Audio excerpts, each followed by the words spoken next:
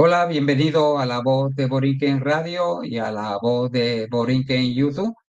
Hoy, pues, en programa especial vamos a tener, ya ustedes conocen a Michael Arista, y ustedes saben que él está llevando un caso en las Cortes de España con relación al Tratado de París, el artículo 9, donde se nos quitó la nacionalidad española tanto a cubanos como a puertorriqueños. Y muchos me habían dicho, ¿cuándo vas a traer la Arista? Porque queremos saber en qué ha parado todo esto. Bueno, hoy Arista pues ha decidido acompañarme y él le va a contestar a ustedes todas sus interrogantes. Así que nada y menos, pues vamos a tener a Arista.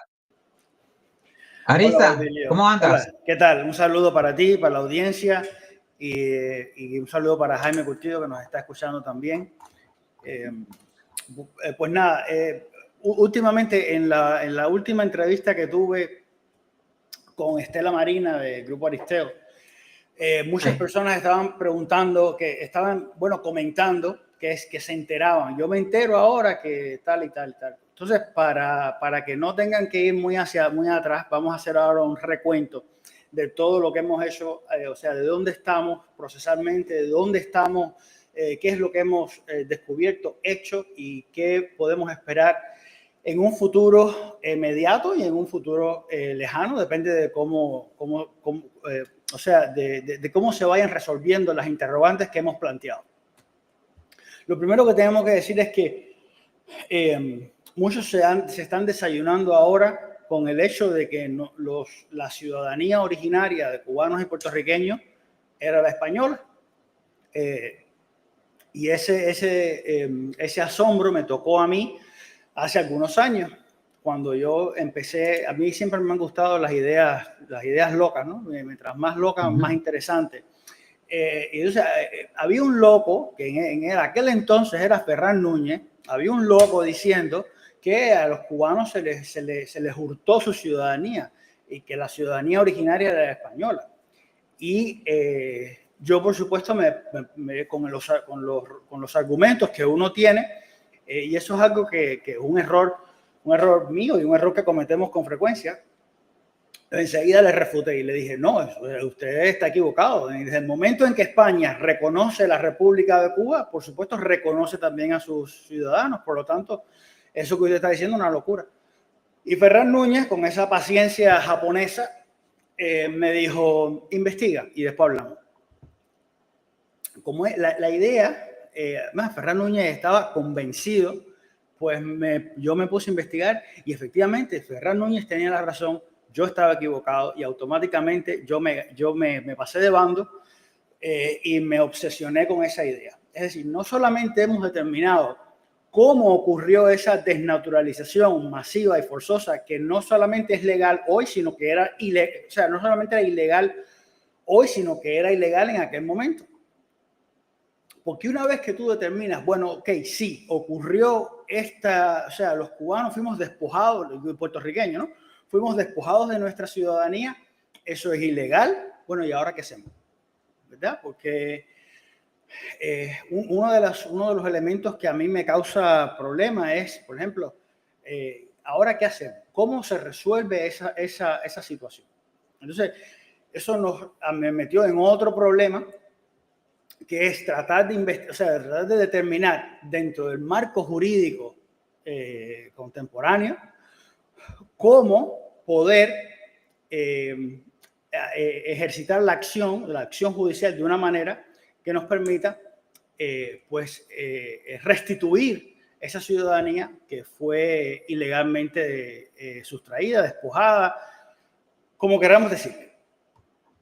Esto despertó un monstruo, es decir, yo no tenía la menor idea de la cantidad de dobleces, de la cantidad de injusticias que sobre cubanos y puertorriqueños con los años se han venido sedimentando. Y esto es importante que se sepa.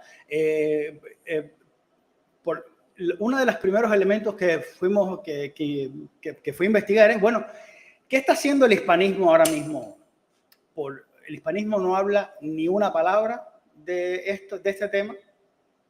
y pienso que es una flaqueza que tiene el hispanismo actualmente, porque esto debería ser una bandera de lucha diaria del hispanismo, más importante que si el lobby anglosajón, que si los masones y que todas estas cosas que no tienen ni una prueba, pero que vende a una audiencia que digamos que ha comprado durante muchos años estas soluciones fáciles, pero cuando se le plantea un problema serio que tiene una envergadura, que tiene pruebas y que además hay un seguimiento en los tribunales españoles, pues el hispanismo hace, mira, mutis. Y esto es una crítica que debo hacer, que la he hecho en otras oportunidades, pero que es importante que se mantenga. Entonces, lo que diseñamos fue una estrategia para lograr que este tema de la ciudadanía cobre relevancia. ¿Por qué? Porque no podemos decir, bueno, hace 127 años, como tú hiciste algo incorrecto, pues dame la ciudadanía. No, no, no. Eso hay que anclarlo en una discriminación concreta y actual. Y eso lo hicimos por dos vías. Primero, haciendo una petición al gobierno español en aplicación de la ley de petición. La ley de petición obliga a la administración a dar una respuesta. Y ese documento que va a emitir la administración negando la petición, pues ese es el documento actual que conecta con el tratado que llevamos a los tribunales. Entonces, no solamente existe una desnaturalización masiva y forzosa. ¿Por qué? Porque el artículo 9 del Tratado de París, y aquí, perdóname que son 10 minuticos lo que voy a explicar. El artículo 9 del Tratado de París no quita la ciudadanía, pero como consecuencia de su aplicación, los cubanos y los puertorriqueños quedan virtualmente apátridas, quedan despojados de su ciudadanía. Y este discurso es difícil hacer una conciliación, conciliar ese discurso con el consabido de que Cuba y Puerto Rico eran colonias, y como eran colonias, por supuesto, la idea de que los cubanos éramos españoles no computa.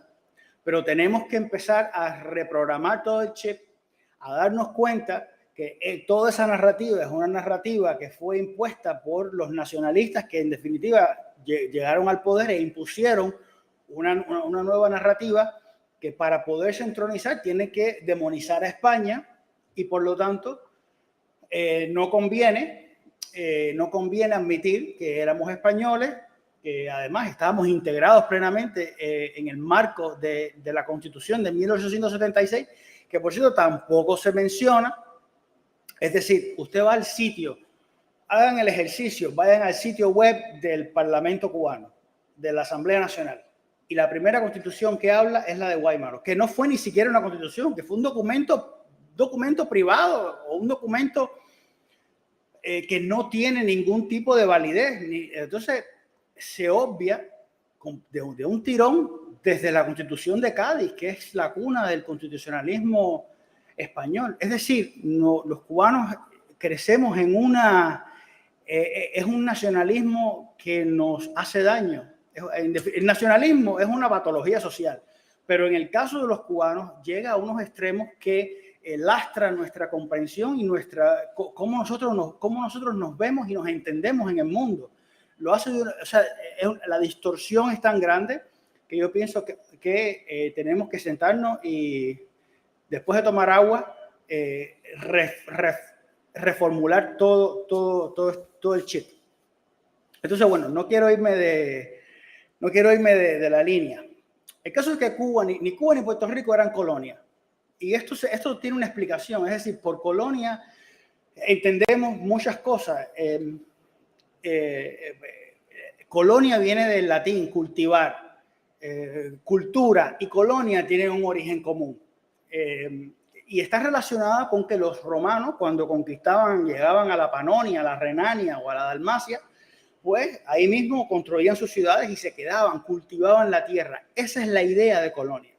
Por lo tanto, cuando los fenicios de Tiro fundan Cartago, Cartago es una colonia de Tiro.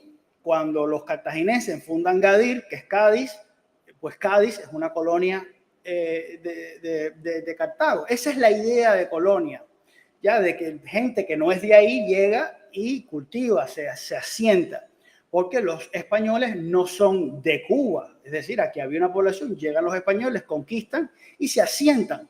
Ya, esa es la idea de colonia. Ahora, si nosotros vamos a los debates de las Cortes Constituyentes, de la Constitución de 1837, nos vamos a dar cuenta, los constituyentistas están diciendo que Cuba no es colonia. España no conoce colonias en América.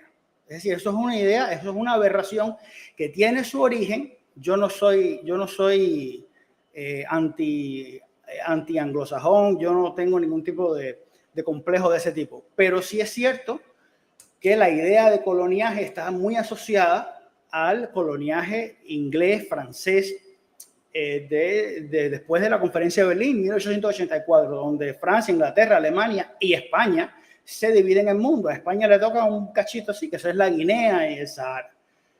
Pero bueno, y esas posesiones españolas en África sí se parecen más a una colonia, pero en América no tiene ningún sentido.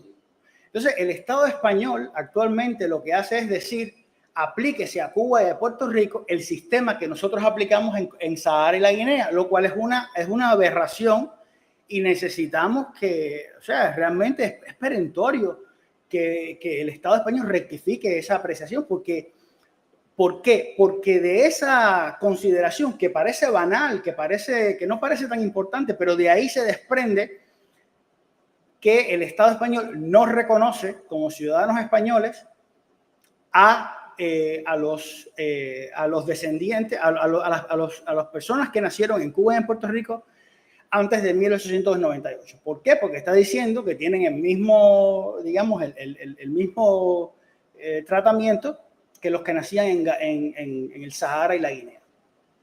Esto, por supuesto, no tiene sentido por ningún lado, porque en Cuba la población indígena, la población nativa no sobrevivió. O sea, el poblamiento fue efectuado por españoles. Entonces, ¿en qué momento, y esto es una pregunta válida, o sea, ¿en qué momento un hijo de un español en suelo español nace extranjero o no nace español? Es decir, el Estado español dice que los que nacen en Cuba y Puerto Rico no son ciudadanos españoles, pero si la mayoría de la población es española y los hijos de un español siempre son españoles, ¿en qué momento ocurre la metamorfosis? Es decir, la lógica del Estado español es tremendamente errada, y es lamentable además la poca atención que ha recibido por parte de académicos y por parte de los propios hispanistas que deben estar al tanto de estas cosas, más allá de preocuparse por Inglaterra y los masones. Esto es un tema medular, esto es un tema que la unidad, el reencuentro del pueblo español depende de que nosotros entendamos que los que nacen en Cuba y Puerto Rico son españoles y que fuimos desnaturalizados por un artículo impuesto por Estados Unidos. Y además, y esto no es que se sepa ahora, eso se sabe. Montero Río, el presidente del Senado, que presidió la comisión española que fue a negociar el Tratado de París, o sea, si nos leemos el memorándum que él escribió el 8 de diciembre, 2 días antes de que se firmara el tratado, él estaba volado como una cafetera, él estaba encabronado, porque incluso su memorándum comienza diciendo que los americanos no aceptan que se respete el derecho de opción, el derecho de optar, de conservar la nacionalidad española de los naturales de ultramar. Es decir, que esto no es nada nuevo. Entonces, esto yo pienso que es una batalla que debemos ver cómo nos arreglamos para que todos llevemos una voz única. Entonces, porque no quiero perderme el tema de la colonia, tenemos documentación abundantísima. Es decir, en Cuba rigió la legislación española. Los que nacían en Cuba eran españoles. Martí, Maceo, eran españoles. Nacieron dentro de un territorio español. La ley del registro civil que se hace extensiva a Cuba y a Puerto Rico en 1884, así como su reglamento disponen en varios artículos, en muchísimos artículos, que todo nacido en Cuba y Puerto Rico se inscribe en el registro civil. ¿De registro civil de dónde? De España. Entonces es un ciudadano español. Lo que ocurre es que no conviene para la narrativa nacionalista, que por supuesto se parapeta en una idea anti-española, porque para ellos ponerse en el poder tienen que echar a España de Cuba y por supuesto demonizar todo lo que sea español, pero la realidad es que Cuba y Puerto Rico estuvieron completamente integradas al reino y los naturales de Cuba y Puerto Rico.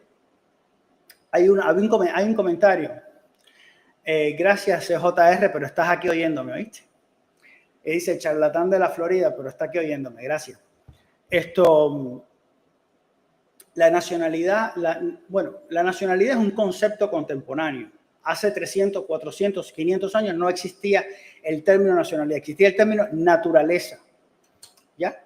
La naturaleza castellana de los cubanos es inmemorial. Los cubanos somos españoles antes que los navarros, para que quede claro. Es decir, no hay cómo disputar esa idea. Entonces, tenemos que desterrar lo de la colonia, la de la nacionalidad, y por supuesto eso explica por qué es además, la ciudadanía española, la nacionalidad española ha sido usada por los cubanos y puertorriqueños durante 4 siglos, sin interrupción. Entonces, ¿cómo usted va a quitar eso así de ram pam pam? ¿Y cómo es que se quita? Bueno, muy sencillo. El artículo 9, que por ahí estaba, que Montero Ríos entra en crisis. Montero Ríos está a punto de levantarse de la silla. No, la defensa de la ciudadanía es parte de eso. O sea, realmente fue muy humillante la forma en que la Comisión norteamericana estaba llevando las negociaciones. Y todo esto es público, es gratuito, se puede consultar, lo que lleva un poquito de tiempo. El caso es que el artículo 9 lo que dice es que solo pueden optar por conservar su nacionalidad española los peninsulares. O sea, está diciendo que Cuba es una colonia. Está diciendo que los naturales de Cuba no tienen ese derecho. Pero Montero Ríos lo que está diciendo y lo que dice Marqués de Olivar y lo que dice, un montón de intelectuales, Rafael María de Labra, por ejemplo, es que esto no es así. Pero bueno, el artículo 9 lo que dice es que solo los de la península pueden optar por conservar la nacionalidad.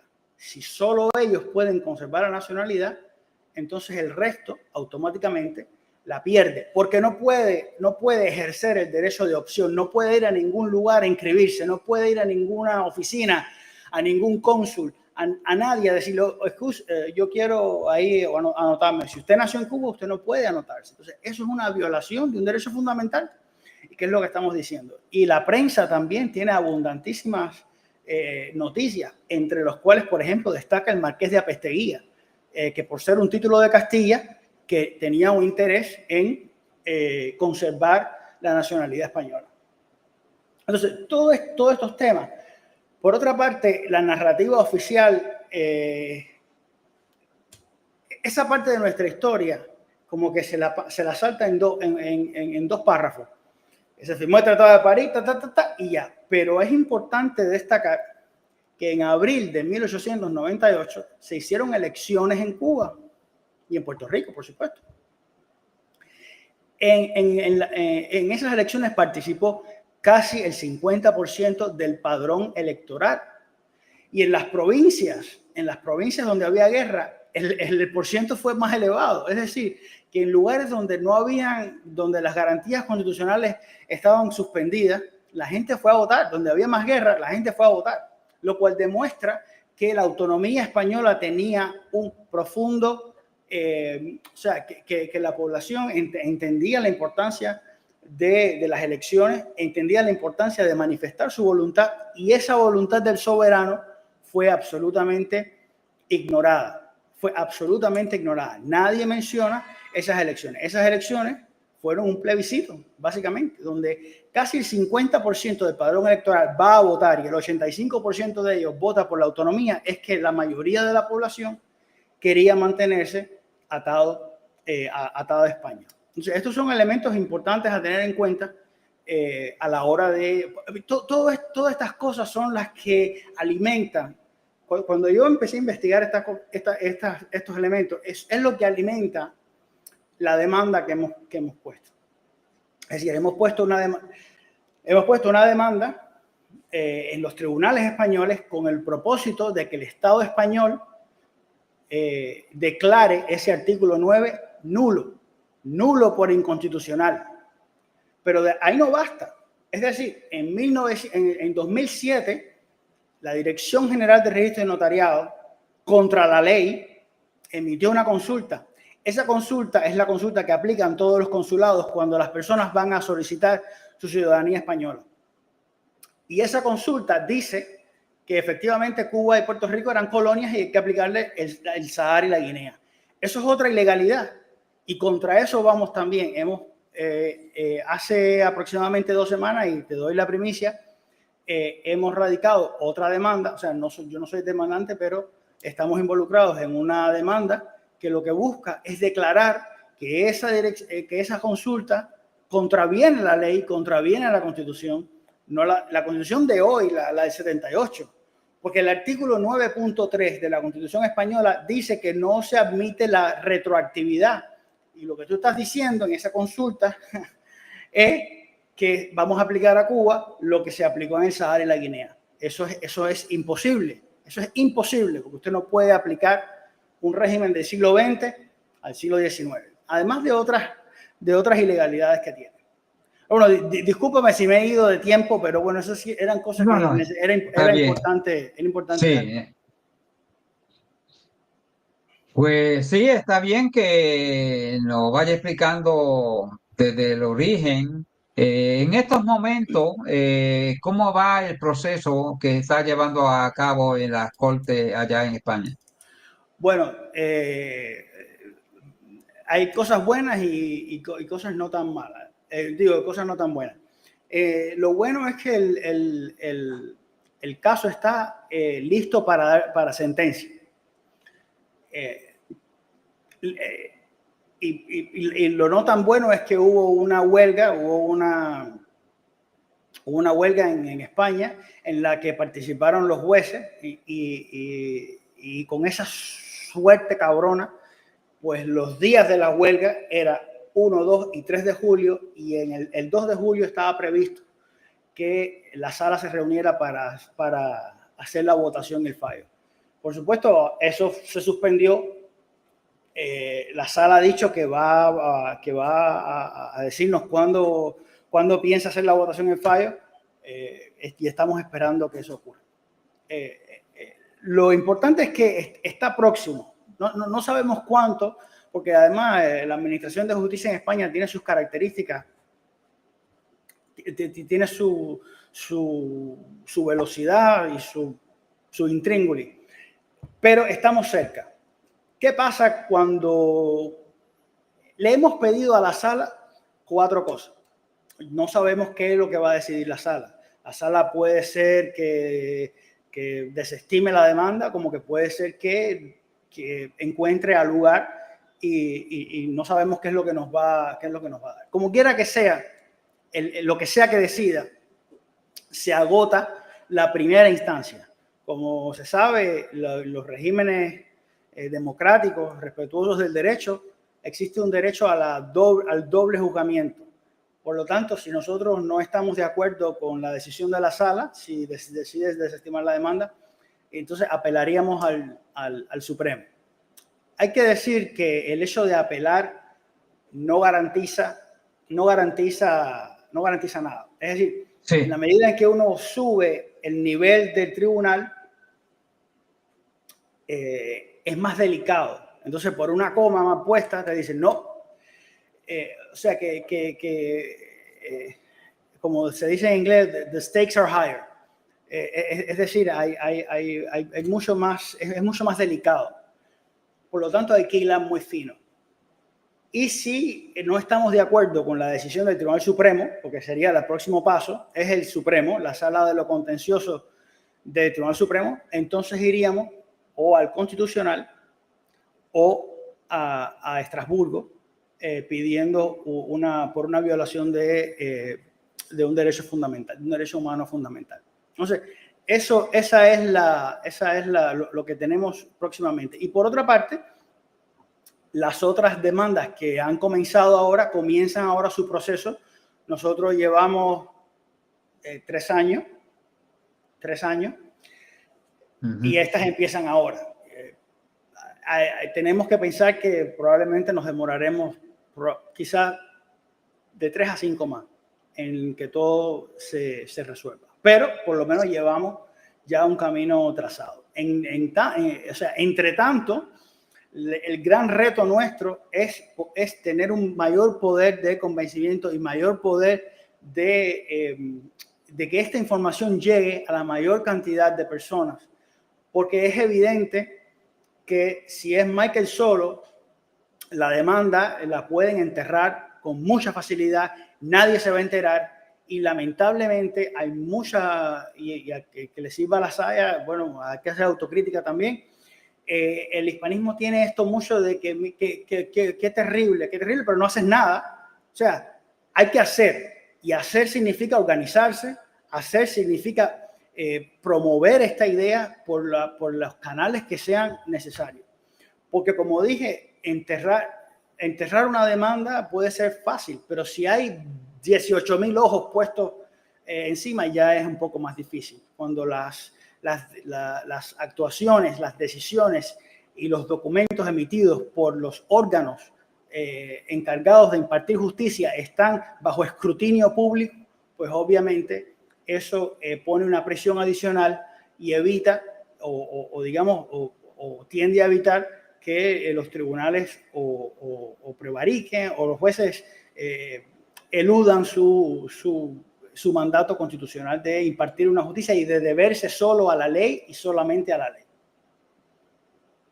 En otras palabras, yo sé que lleva bastante tiempo y yo creo que antes que se vaya este año, tú debes recibir alguna respuesta Yo espero que de sí. la Corte, pero te pregunto, ¿también hay individuos, aparte de ti, que también han llevado el caso a la Corte en España y esos casos están comenzando también? Creo Exacto. que hay 3 o 4 individuos, según tengo entendido, que han llevado el caso, entre ellos puertorriqueños que han llevado el caso y algunos cubanos. Entonces, tú me quieres decir a mí que mientras más personas lleven el caso a las cortes allá en España, pues más presión le hace a las cortes decir, oye, pero esta gente se están desbordando a traer el caso aquí a las cortes y tarde que temprano tienen que tomar alguna acción, ¿no?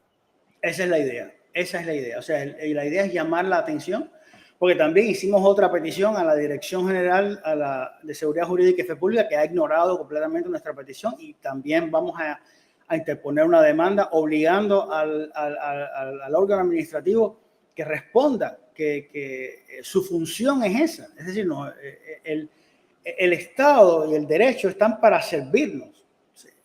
Y yo creo que tenemos que invertir la lógica de cómo funciona, de cómo en nuestra cabeza funcionan los órganos del Estado. Muchas veces tenemos la sensación de que estamos subordinados al Estado, y en alguna medida sí, pero esa subordinación es relativa en el sentido de que el Estado se debe también a la ley, y nosotros tenemos también una cuota parte de iniciativa y de capacidad para redirigir los actos del Estado cuando estos son lesivos a los derechos fundamentales. Y esto es lo que hemos demostrado, lo que hemos dicho en la segunda petición, por ejemplo, que hicimos, donde estamos demostrando que esa consulta de 2007 es completamente ilegal y no tiene no tiene ninguna razón de ser. Ojalá que yo conozco 3 casos más, no sé si serán los mismos, pero ojalá que podamos triangular esfuerzos y que podamos, en definitiva, compartir información para que todos los argumentos puedan estar en sintonía. Sí, a mí me llama la curiosidad.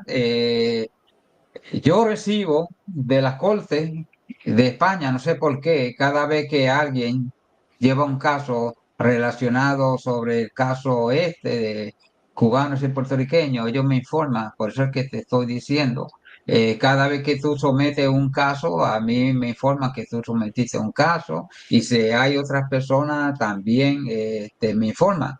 No Bueno, sé por qué me informa la Corte a mí, pero me informan.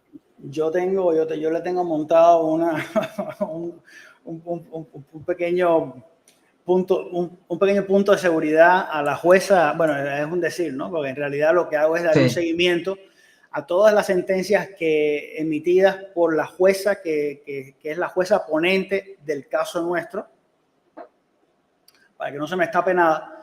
Pero obviamente me voy a enterar antes por nuestros abogados, pero igual es una forma de saber qué es lo que está haciendo la jueza, cómo está pensando, cómo ella se relaciona con la ley, cómo la usa. Y debo decir que en la investigación que estuve haciendo, esta jueza, hubo una sentencia del año, no sé, fue 2005 o 1995. La jueza que se llama Carmen Álvarez Teurer, es una jueza que tiene mucha experiencia, especializada en los temas de la administración pública, o sea, en la administración de justicia. Y hubo una sentencia que ella dictó en el año 95 o 2005, no recuerdo realmente qué año, donde el periodista alaba la sentencia de esta jueza porque demuestra una humanidad, digamos, inusual en los jueces, donde los jueces a veces pueden convertirse en máquinas que aplican el derecho de una manera mecánica. Sin embargo, este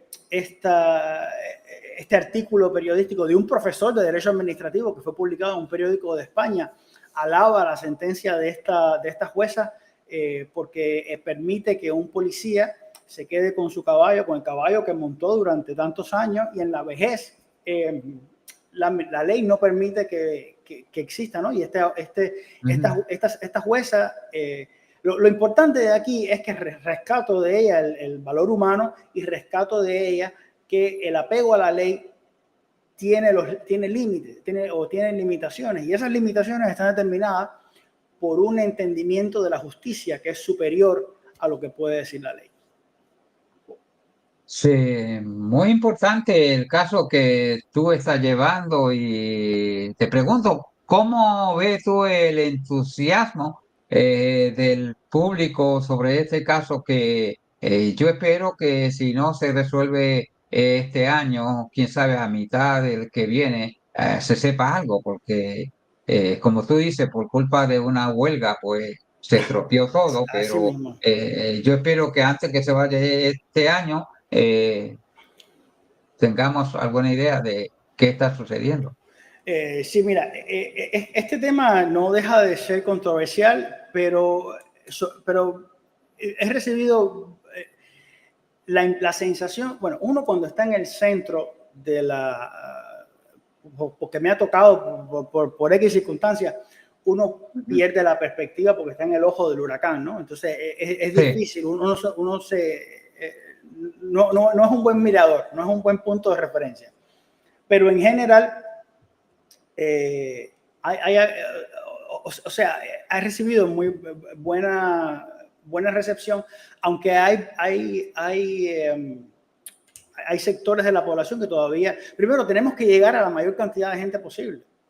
Y con independencia de que estén de acuerdo o no, eso no es importante. Lo que es importante es que se sepa que esta controversia existe, que esta controversia está en los tribunales y que la ciudadanía originaria de los cubanos es la española, que fue ilegalmente cercenada por el artículo 9. Eso es lo que yo quiero que se lleve, que todos sepan. Ahora, que esté de acuerdo, que no esté de acuerdo, que si usted quiere España o no quiere España, o quiere ser nacionalista o quiere ser... Eso es otra discusión aparte. Pero sí, esto es importante. Afortunadamente, por ejemplo, existe una redirección dentro de, por ejemplo, de los puertorriqueños, una redirección hacia estos temas que me parece que son muy medulares. Por supuesto, yo he dicho en otras tribunas que aunque Autonomía Concertada para Cuba tiene su origen en el reunificacionismo, esa es nuestra familia y nunca vamos a renegar de ella, pero hemos abandonado formalmente esa idea y nos concentramos solamente en el restablecimiento de la ciudadanía española originaria de cubanos y puertorriqueños. Y pienso que hay una redirección de muchos boricuas, afortunadamente, que están comprendiendo que esta es la batalla que hay que dar, con lo cual me hace muy feliz. Sí, yo estoy de acuerdo contigo porque esto no es cuestión, dependiendo de la ideología que tú tengas políticamente, eso no impide de que nosotros luchemos por un derecho que se nos quitó de ser nacionales españoles, y yo creo que el día que se nos dé, se nos va a dar tanto a cubanos como puertorriqueños. No importa la ideología política que tú tengas en mente o por quién tú votes, porque Exacto. es una cuestión que de naturaleza nosotros Exacto. éramos y se nos Mira, despojó de esa nacionalidad. mira esto que es sencillo. Un bisnieto de un italiano y un bisnieto de un español nacen en Cuba. El bisnieto del italiano prueba que el hijo de fulano, nieto de fulano, hijo de fulano, pero el tracto filial se acabó, punto. Lo presentó a la embajada y se acabó, tiene su ciudadanía. Uno en España, un cubano que quiera hacerlo por la ciudadanía española, tiene que, además de presentar la afiliación, no se le reconoce esa nacionalidad de esa persona que nació en Cuba, no se le reconoce su ciudadanía. Además de eso, tiene que demostrar que el ancestro firmó una declaración de querer continuar siendo español si nació en España. O sea, no nos damos cuenta de la aberración, o sea, de lo enrevesado y lo retorcido que es para un cubano poder solicitar una ciudadanía que le toca. Es decir, que no debe estar impedida por tratados de ninguna clase. Los tratados no pueden restringir el acceso a la ciudadanía. Y eso es una jurisprudencia europea que está asentada. Y eso es lo que está ocurriendo. Y mientras no se hable de esto, mientras este problema no llegue a las instituciones que deben llegar, pues seguiremos arando en el mar. ¿Ya? Y aquí es donde está la cosa que quiero llegar, porque los cubanos, los puertorriqueños que quieren hacerse, tú mismo, Baudilio, a ti te negaron por lo mismo, porque resulta que tu abuelo pues no nació donde entonces estamos diciendo que Cuba no era España, o que Puerto Rico no era España. No era, entonces ¿qué era? Se complica mucho. La evidencia es abrumadora. Que sostiene la idea de que los cubanos eran absolutamente españoles. Que no, o sea, es decir, los que nacían en las colonias inglesas, por ejemplo, la Constitución francesa de 1791 dice: esta Constitución no rige en las colonias. Y el artículo 1 de la Constitución de 1812 es la antítesis de ese artículo de la Constitución francesa. Es decir, la nación española es la reunión de los españoles de ambos hemisferios. Es decir, eso es algo que es grandioso, que no ha superado, y estamos hablando de 1812, y ese artículo 1 ha sido tradición en los textos constitucionales españoles, es decir, en la de 37. En la de 37 hay un debate interesante donde cómo redactar el artículo para que indique que se trata de los dos lados, que tan España es Madrid como La Habana, o Cuenca como San Juan, ¿ya? Entonces, ese esfuerzo que hicieron los constituyentistas del 37, que hicieron los constituyentistas del 12 y que se ha mantenido históricamente, pues no puede ser que un documento administrativo que no es ley, pues vaya contra esa tradición. Es decir, es una locura, es una locura. Entonces no me basta tampoco, como dicen algunos españoles, ay, es que mira, el gobierno que tenemos, no, el gobierno que tenemos a mí no, eso no me importa, hay que luchar para que lo que dice la ley sea lo que se cumpla. Si Sí. no, pues... Arista, hay dos preguntas aquí del señor Guillermo Carrasquillo. La primera dice, saludos. ¿Qué podrían hacer las personas comunes para ayudar en este proyecto? Gracias, Guillermo. Bueno, estamos en nuestro sitio cubaespañola.com. Ahí nos puede seguir. Tenemos un boletín. Lo ideal es organizarnos. Yo llevo esto, pero yo no tengo, ¿cómo decirte? No tengo la intención de ser jefe de nada. Pero si nos organizamos, tenemos que tomar las iniciativas para promover estas ideas. Y la realidad es infinita. O sea, el problema es el siguiente, que como esto es un tema que toca España, Estados Unidos, Puerto Rico, Cuba, en cada uno de esos lugares las condiciones son distintas, entonces lo que se puede hacer es distinto. Entonces la solución es que tenemos que organizarnos y en dependencia de las condiciones y de las necesidades de cada grupo, pues planear actividades. Lo más importante es que esto tiene que salir de nuestro mundillo, tiene que ser un tema de sobremesa, donde aunque sea, tú sabes, el loco ese de que está diciendo que no sé qué, lo que sea, pero tenemos que lograr que esto sea un tema que salga de este existenciario virtual y que logre realmente colocarse en la palestra pública. Contra este tema tenemos muchos impedimentos, empezando que los periódicos cubanos, por ejemplo, se resisten a publicar cosas sobre este tema.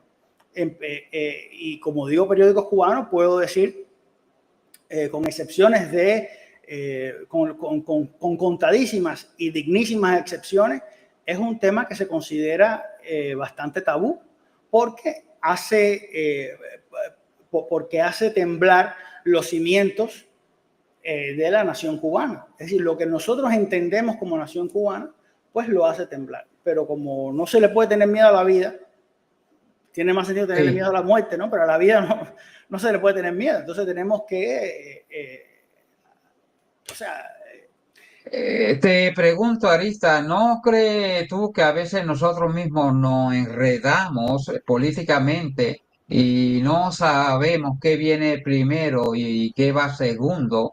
Y a veces nos enfrascamos nosotros mismos, entre nosotros mismos, en acusarnos unos a otros y no vemos la ventaja que no importando la ideología que tú proceses políticamente, la ventaja que tienes tú al poder obtener la nacionalidad española, sea tú cubano o sea yo puertorriqueño, sea tú del partido que sea o sea yo del partido que sea en Puerto Rico, no vemos la ventaja que eso nos ayude y que es un derecho que nosotros estamos reclamando legítimamente, que no tiene absolutamente nada que ver con la política en que se está viviendo actualmente, tanto el cubano como el puertorriqueño. ¿No crees tú que estamos desenfocados completamente Yo y pienso que no sí. nos embarcamos de lleno a un propósito que es obtener la nacionalidad española? Yo estoy de acuerdo contigo y muchos de los desempeños que han tenido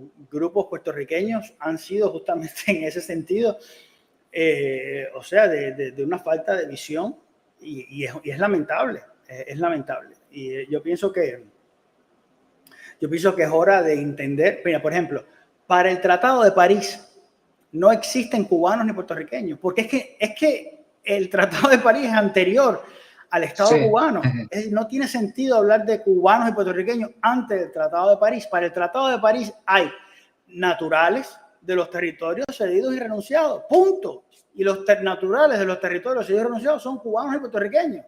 Bueno, por supuesto está Filipinas, está Guam, pero en el sentido de que estos territorios, Cuba y Puerto Rico, están integrados políticamente con la Constitución de la Monarquía en 1876. Es más, en abril de 1881, sí, buenos 10 años antes del Tratado de París, hay un decreto del gobierno español donde ese decreto hace extensivo a Cuba y a Puerto Rico el texto de la Constitución de 1876.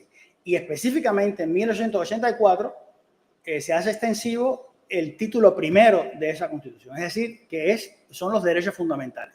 Es decir, que Cuba y Puerto Rico están completamente integrados en España y forman con el resto de las provincias un solo cuerpo político, que ya lo había dicho Pereira Solórzano en De Jure Indiarum en 1500 no sé cuánto. Se repite de nuevo y de nuevo en 25 de noviembre de 1897 hay otro decreto donde dice que los naturales de las Antillas gozan de los mismos derechos políticos que el resto de los españoles. Entonces, ¿qué más pruebas tú quieres? O sea, sí. Pero por otra parte, pero si te faltan pruebas, voy para ti. El mismo gobierno que autoriza la desnaturalización, pues claro, fue impuesto, pero bueno, en definitiva es España la que desnaturaliza. Pues ese mismo gobierno en mayo de 1901 dicta un decreto diciendo los naturales de ultramar perdieron su nacionalidad. Si la perdieron es porque la teníamos. Sí. Y este es el gobierno hablando. Este es el gobierno hablando. Es decir, es que no hay que hacer conjeturas, no hay que reinventar la rueda. Es que está ahí escrito. Lo que pasa es que los que hicieron esta consulta era más fácil, es una holgazanería intelectual, es más fácil decir, pues especialidad por especialidad es la misma y tanto vale una como la otra, y no es así. Y no es así. Entonces, yo pienso que hay una deuda, el Estado español tiene una deuda con cubanos y puertorriqueños, y esa deuda que se traduce en una violación sistemática de derechos fundamentales debe ser resarcida cuanto antes. Y cuanto antes tengamos el apoyo de españoles, de puertorriqueños, de todas las personas que consideren que esto es una violación que tiene que ser arreglado, pues yo pienso que vamos con más fuerza a pedir. Arista, habíamos acordado dar por lo menos 5 minutos o 6 a las personas del chat que quieran hacerte alguna pregunta con relación a lo que tú estás llevando los tribunales allá en España. Así que cualquier persona que quiera pues hacerle una pregunta a Arista, pues la puede hacer y Arista gustosamente le contestará sus inquietudes. Así que adelante las personas que quieran. Sí, si me das un minutico, sí. Sí, para saber si puedo salir un momento, por un minuto y regresar. Sí, ¿O no? Sí. ¿No es posible? Sí, adelante, bloquea tu cámara y lo que tú viene, pues lo que Arista regresa, pues cualquier persona que tenga una pregunta para el señor Arista la puede hacer y Arista pues le contestará gustosamente. Como ustedes saben, pues Arista lleva tiempo llevando este caso y por culpa de una huelga allá en los tribunales de España, pues no se ha podido llevar una sentencia sobre ese caso, porque ya las Cortes de España le habían dicho a Arista que el caso iba a ser llevado a corte y le dieron el día y la hora, pero la sentencia en que llegaron ellos no la dieron por culpa de una huelga que había.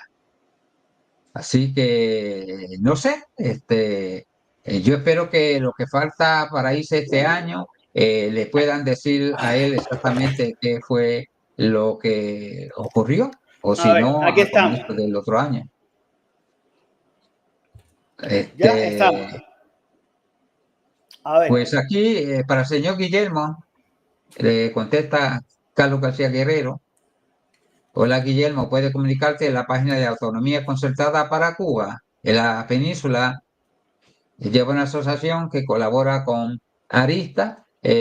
Todos estamos cooperando con Arista porque el caso que lleva Arista es de todos nosotros. Así que Sí, tanto cubanos como exacto. puertorriqueños pues estamos se unidos en pueden esto. se pueden sentir dueños del tema porque yo no soy cacique aquí yo no soy jefe ni de mi casa, así que con todo gusto. Pero además yo pienso que el éxito depende de cómo nosotros asumamos esta idea, no como la idea de Michael, sino como la idea nuestra. O sea, esta idea es de cada uno de ustedes. Jaime, creo que Jaime Curtido, que ha sido un aliado nuestro desde el principio y siempre que hemos tenido la necesidad, nos ha brindado un espacio y desde aquí lo saludamos. Habla de la recogida de firmas. La recogida de firmas, yo hablé sobre esto, es una idea interesante, pero necesitamos, o sea, la logística de la recogida de firmas necesita una red de personas que puedan, porque estamos hablando de 5.000 firmas diarias. Es decir, eso es un número importante. Arisa, ¿qué le puede contestar a Ifra Cabrera, que te dice él es de Canarias y comenta que hay gente interesada allá en Canarias y sobre este caso? ¿Cómo puede él? Yo encantado de hacer conferencias donde me llamen, yo voy y hago la conferencia. Es importante sensibilizar a la población, o sea, a la población a que se entienda que esto es un tema que es como si te quitaran un brazo, una pierna. Es decir, no solamente estamos hablando de que este tratado o sea, destruye la integridad territorial de España. Y España perdió un tercio de su territorio, un territorio incorporado y un territorio en el que la población se manifestó. El soberano dijo que quería seguir siendo parte de ese país. Entonces, el tema territorial es un tema interesante, tiene sus aristas, pero aún así, aquí estamos hablando de que España fue obligada a despojarse de un vínculo que es sagrado, un vínculo que el Estado no puede desnaturalizar a nadie.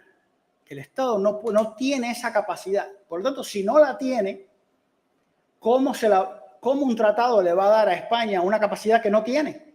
Me explico. O sea, el tema es importante porque incluso esto calza una demanda que estamos preparando, no una demanda, pero estamos preparando una documentación para demostrar que el presidente de los Estados Unidos se extralimitó en sus facultades, porque no puede obligar a España a que haga algo que no puede hacer, porque no está dentro de su ámbito de facultades, no existe. Entonces, la desnaturalización solo puede ser porque la persona lo decide.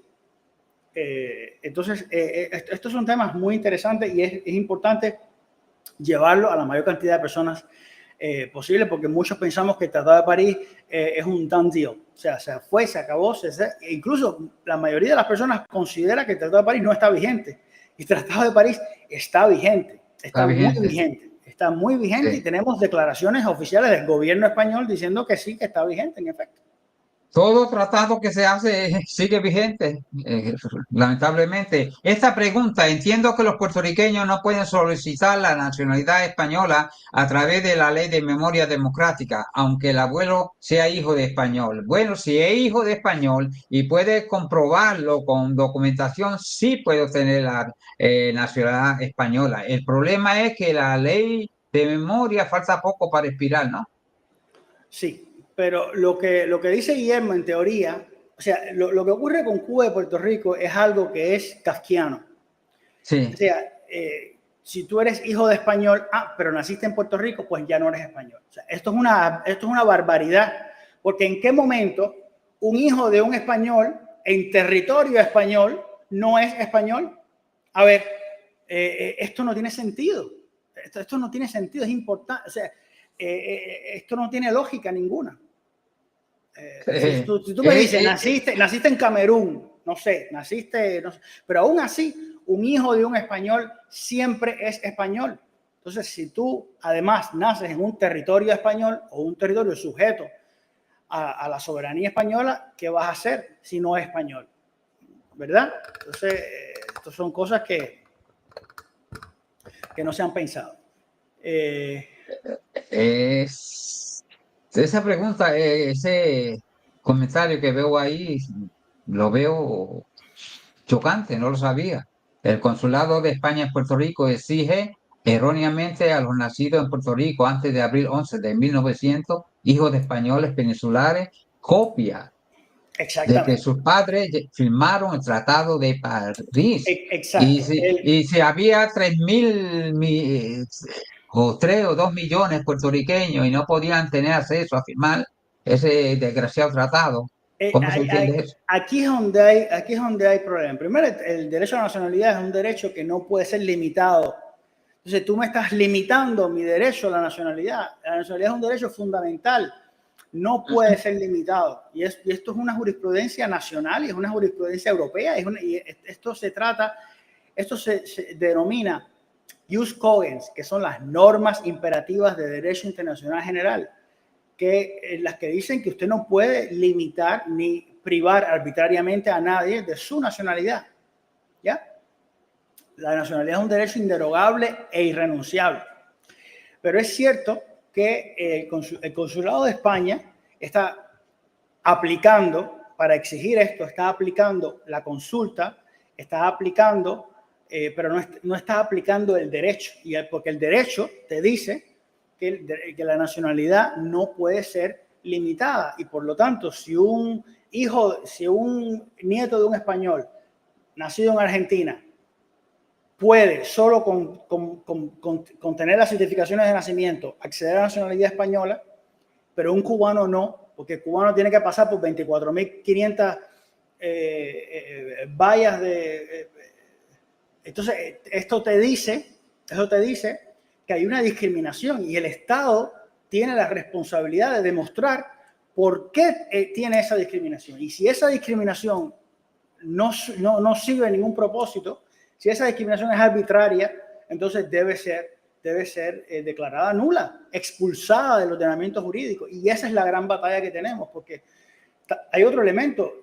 La ley de memoria democrática exige que los documentos tienen que ser enviados de manera online, telemática. Sí. Pero, ¿cuál es la penetración del Internet en Cuba? ¿Cuánta gente en Cuba puede alegremente convertir las cosas en un PDF o tener conocimiento de esto? O sea, esto es un problema porque Cuba o la población cubana no está, digamos, está desfasada de donde va el mundo. El mundo va a un ritmo, a una velocidad, a una tecnología, y Cuba está 60 años de distancia. Entonces, todo esto son temas que afectan a la capacidad de los cubanos para solicitar la ciudadanía española.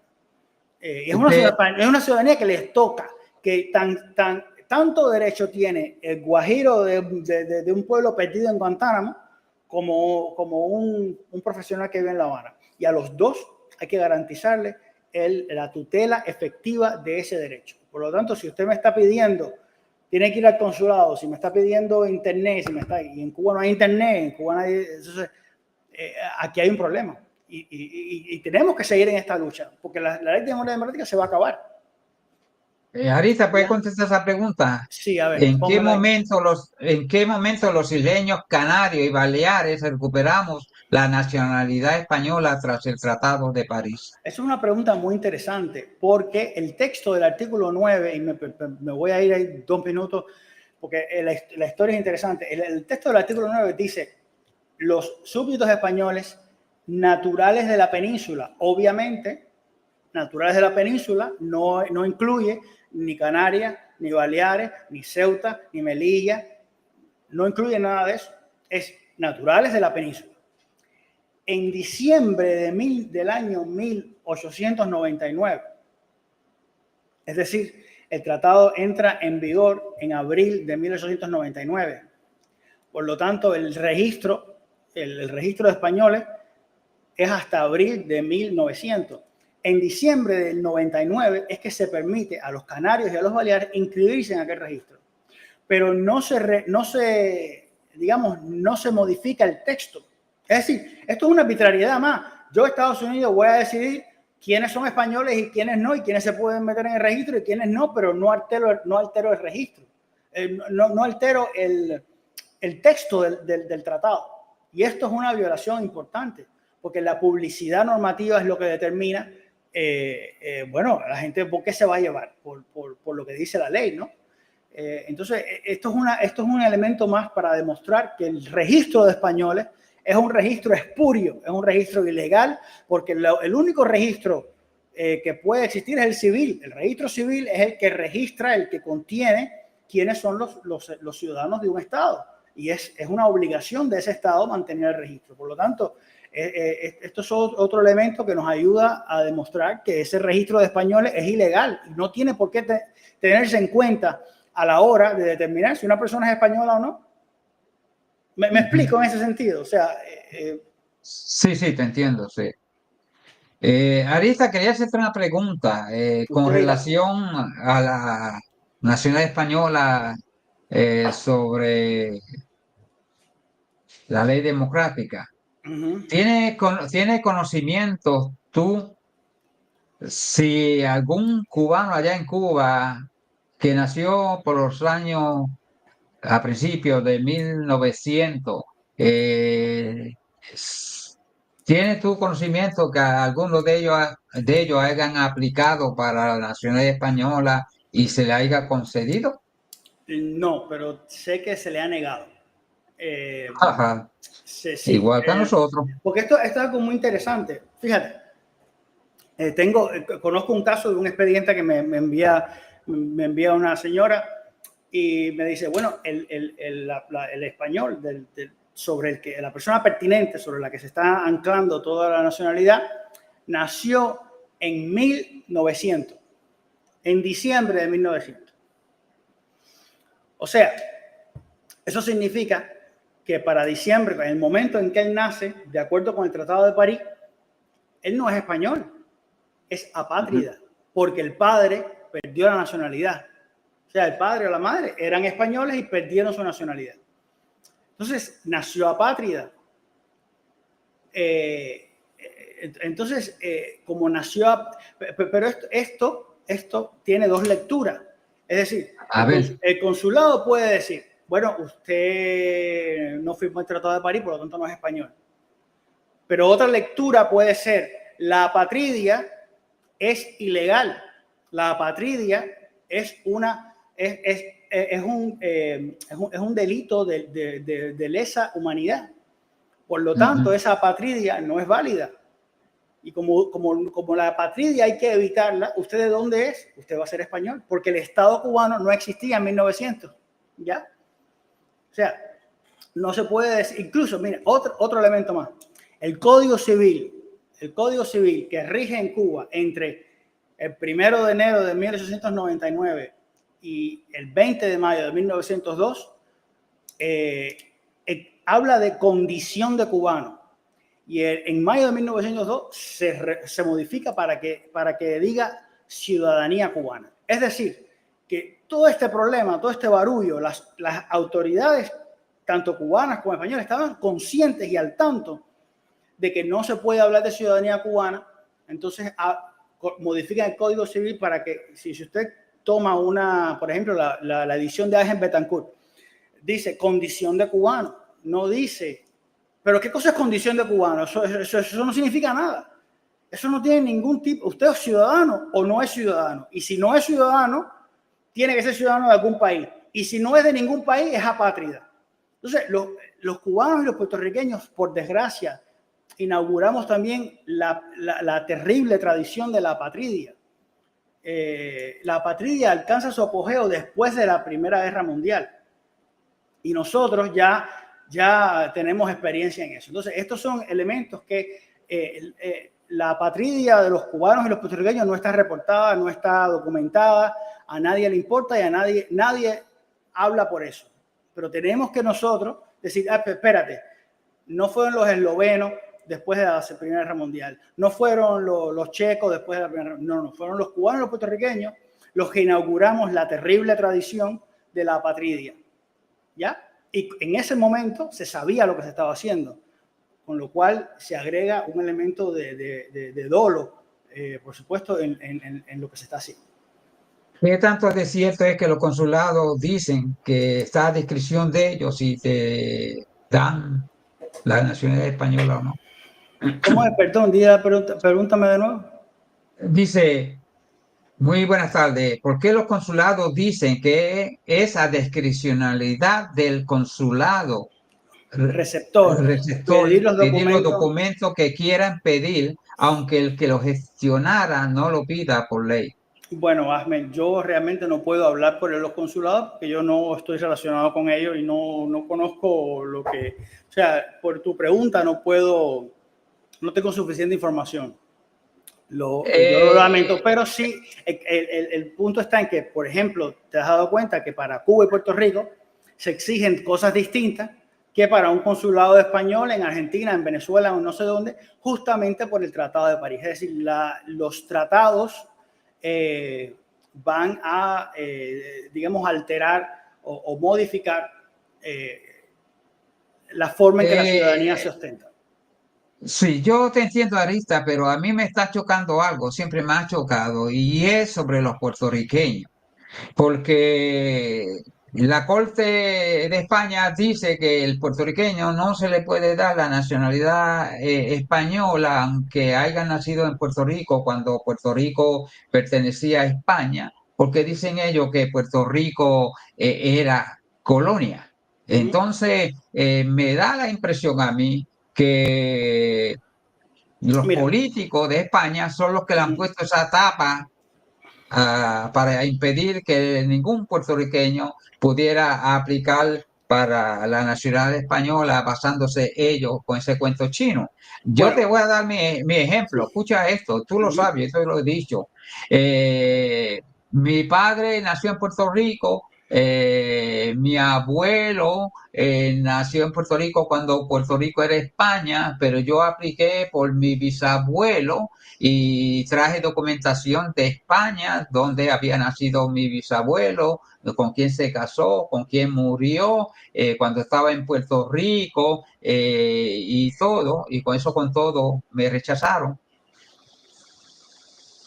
Sí, bueno, interesaron por otras Oh, cuestiones, porque sí, por supuesto, no me lo iban a decir, pero no, según no, no. ellos,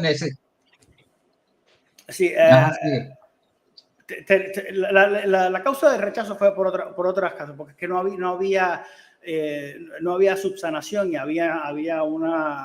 había conciliación entre un nombre y otro. Y por supuesto no se puede probar Sí, sí, que sí, sí, José sí. Enrique no sé quién es José de la Caridad. Ya, eso es otra historia. Eso es de otro que ver. Sí, sí, otra historia, pero como yo hablé en persona con ellos y le expliqué por qué un hombre no encajaba con otro, pero ellos Porque necesitaban documentación. claro, tienes que subsanar. Pero bueno, Sí, eso es otra. sí. Mira, ahí te Jaime, mandan saludos desde Santiago de Cuba. Soy nuevo en este canal, no le había descubierto, gracias a la querida Estela Marina, que sigo desde hace mucho tiempo, desde este canal. Hace pocas horas vi un live de ustedes. Bueno, pues gracias, muchas bienvenido. gracias, Antonio. Sí.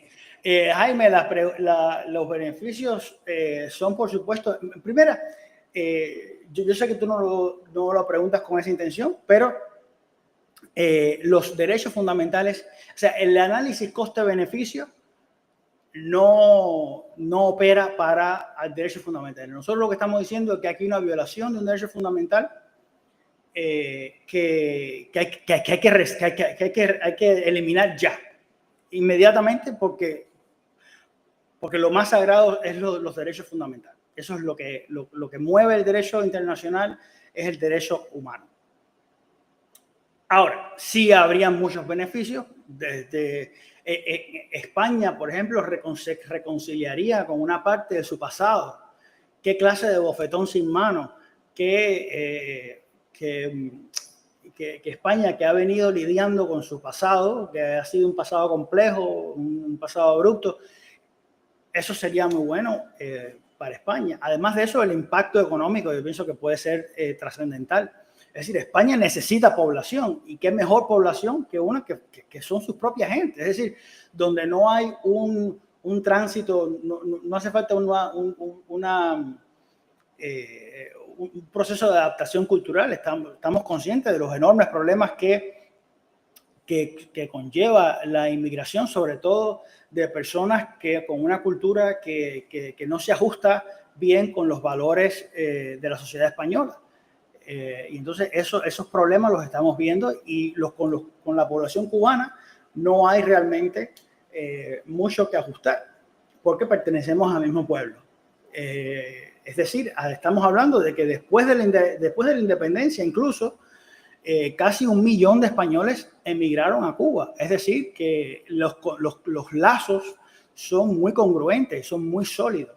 Esto es un elemento que yo pienso que puede ser de importancia, porque los problemas que genera la inmigración no son menores, son problemas importantes. Además del impacto económico, yo he dicho en forma de broma y no tan broma, que pongamos a los cubanos en el último pueblo deshabitado de España, y a los 20 años vas a tener que mudar la capital de la provincia para allá, porque el pueblo cubano es un pueblo industrioso que nunca ha visto el fruto de su trabajo, y eso marca la forma en que se dedica a trabajar y a producir.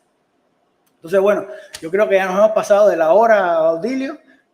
Sí, ya llevamos 1 hora y 11 minutos. Yo creo que hasta aquí las preguntas, no hay más preguntas. Arisa, yo te doy gracias por A haber ti y aceptado a la la audiencia. invitación y porque el público quería saber en qué había parado todo esto. Lo único que puedo decir que todo esto sigue vivo. Simplemente una huelga de jueces impidió que sepamos la verdad.